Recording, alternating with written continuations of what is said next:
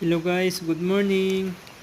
Ngayon po ay mag-prepare tayo ng mga seeds ng ating ampalaya at saka sitaw.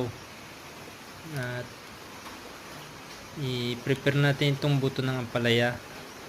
So ikakat natin yan ng gamit ang nail cutter guys. Ikakat natin yung matulis na part ng buto ng ampalaya para lumabas yung ano niya doon, sibol or cotyledon. Bali kunting ano lang guys, kunting pakagat lang ng nail cutter, yung wag wag lang matamaan yung ano niya, yung loob niya or pinakadulo ng laman.